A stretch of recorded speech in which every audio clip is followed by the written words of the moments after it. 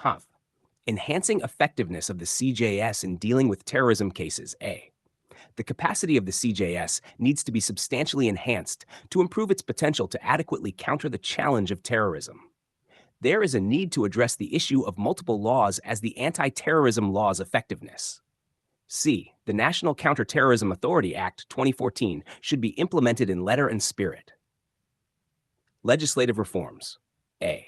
The rule of law can best be protected through constitutionalism, which confers the legislative role of the Federation in police and policing laws.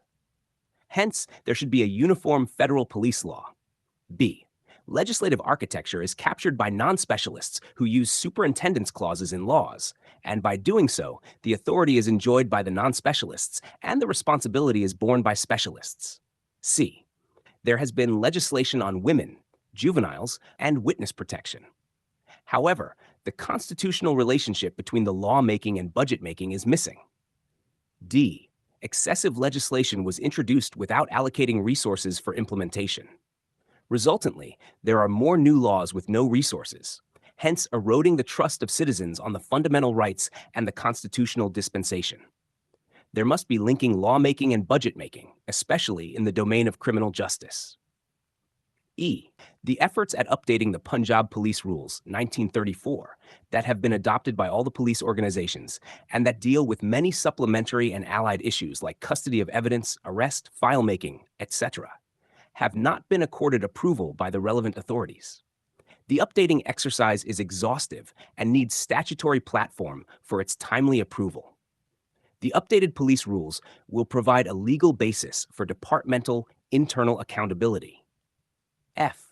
With the provincial police legislations, the law of change of investigations as regulated by the Police Order 2002 was not preserved.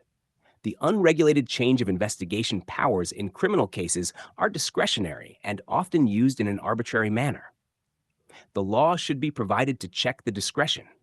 G. The Article 70 of the Kanune Shahadat Order 1984 that provides the legal basis of the testimonial evidence in trials must be amended to upgrade the weightage of scientific evidence.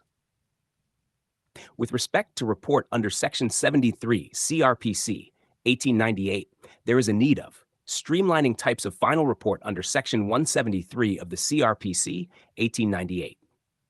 Review of timelines for submission of final report, which are the same for petty and heinous offenses. Timelines for forensic reports must be statutorily provided to ensure timely completion of trials. The relationship between police and prosecution be statutorily determined insofar as timelines are concerned to ensure timely submission of Challan's final reports and to ensure that the responsibility of submission of Challan is shared between the police and the prosecution.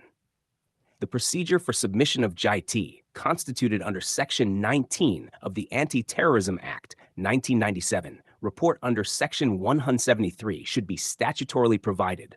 The officer in charge of an investigation, instead of in charge of a police station, should be statutorily covered for submission of report to expedite and regularize the process.